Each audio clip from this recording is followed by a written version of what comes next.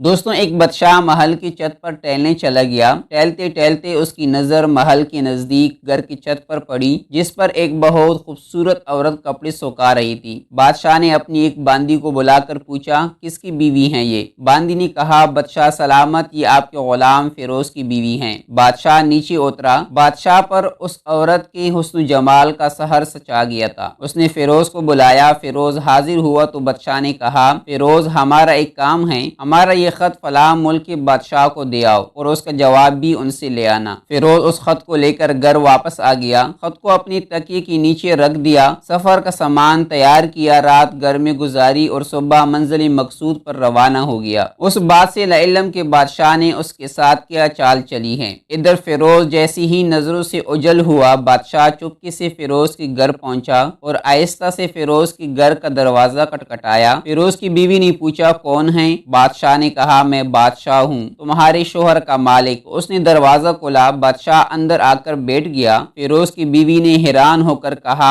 آج بادشاہ سلامت یہاں ہمارے غریب خانے میں؟ بادشاہ نے کہا، میں یہاں مہمان بن کر آیا ہوں۔ فیروز کی بیوی نے بادشاہ کا مطلب سمجھ کر کہا، میں اللہ کی پناہ چاہتی ہوں آپ کے اس طرح آنے سے، جس میں مجھے کوئی خیر نظر نہیں آ رہی۔ بادشاہ نے غصے میں کہا، اے لڑکی، کیا کہہ رہی ہو تم؟ شاید تم نے مجھے پہچانا نہیں، میں بادشاہ ہوں، تمہارے شوہر کا مالک۔ فیروز کی بیوی نے کہا، بادشاہ سلامت، میں جانتی ہوں کہ آپ ہی بادشاہ ہیں، لیکن بزرگ کہہ گئے ہیں، شیر کو اگرچہ جتنی بھی تیز بھوک لگی ہو لیکن وہ مردار تو نہیں کھانا شروع کر دیتا۔ اور کہا، بادشاہ سلامت، تم اس کٹورے میں پانی پینے آ گئے ہو جس میں تمہارے کتے نے پانی پیا ہے۔ بادشاہ اس عورت کی باتوں سے بڑا شرمسار ہوا اور اس کو چھوڑ کر واپس چلا گیا، لیکن اپنے چپل وہیں پر بھول گیا۔ یہ سب تو بادشاہ کی طرف سے ہوا۔ اب فیروز کو آدھے راستے میں یاد آیا کہ جو خط بادشاہ نے اسے دیا تھا وہ تو گھر پر ہی چھوڑ آیا ہے۔ اس نے گھوڑے کو تیزی سے واپس موڑا اور اپنے گھر کی طرف لپکا۔ فیروز اپنے گھر پہنچا تو تکیے کے نیچے سے خط نکالتے وقت اس کی نظر پلنگ کے نیچے پڑے بادشاہ کی نال چپل پر پڑی، جو وہ جلدی میں بھول گیا تھا۔ فیروز کا سر چکرا کر رہ گیا اور وہ سمجھ گیا کہ بادشاہ نے اس کو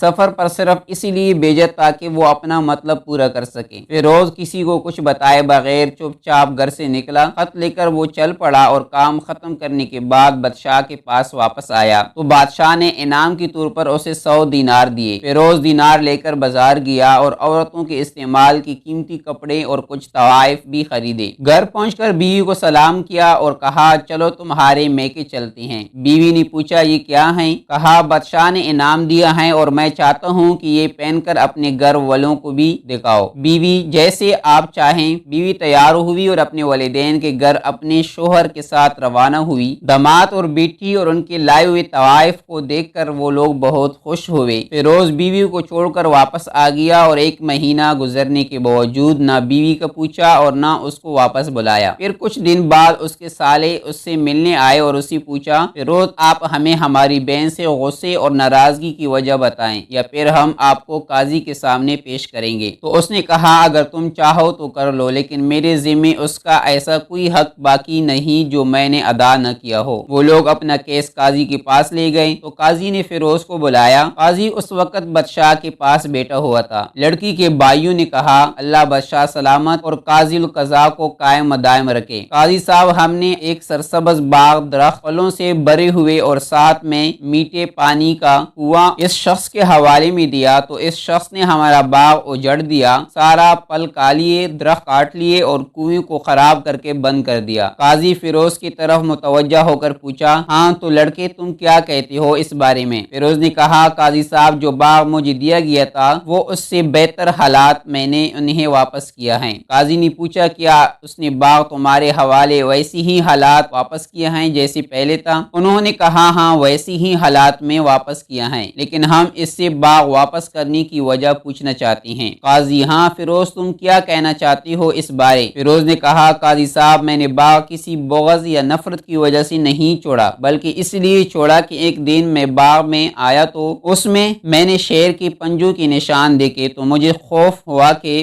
شیر مجھے کھا جائے گا، اسی لیے شیر کی اکرام کی وجہ سے میں نے باغ میں جانا بند کر دیا۔ بادشاہ جو ٹیک لگائے یہ سب کچھ سن رہا تھا اور اٹھ کر بیٹھ گیا اور کہا، فیروز، اپنے باغ کی طرف امن اور مطمئن ہو کر جاؤ۔ واللہ، اس میں کوئی شک نہیں کہ شیر تمہارے باغ آیا تھا، لیکن وہ وہاں پر نہ تو کوئی اثر چھوڑ سکا، نہ کوئی پتا توڑ سکا، اور نہ ہی کوئی پل کھا سکا۔ وہ وہاں پر تھوڑی دیر رہا اور مایوس ہو کر لوٹ گیا۔ اور خدا کی قسم، میں نے کبھی تمہارے جیسے باغ کے گرد لگی مضبوط دیواریں نہیں دیکھی۔ تو فیروز اپنے گھر لوٹ آیا اور اپنی بیوی کو بھی واپس لے لیا۔ نہ تو قاضی کو پتہ چلا اور نہ ہی کسی اور کو کہ ماجرا کیا تھا۔ کیا خوب بہتر ہے اپنے اہل و عیال کے راز چھپانا تاکہ لوگوں کو پتہ نہ چلے۔ اپنے گھروں کے بیچ کسی پر ظاہر نہ ہونے دو۔ اللہ آپ لوگوں کی زندگی خوشیوں سے بھر دیں، آپ کو، آپ کے اہل و عیال کو اور آپ کے مال کو اپنے حفظ و امان میں رکھیں، آمین۔ اور ہاں، سوچنا لازمی، شکریہ، دعاؤں میں یاد رکھنا۔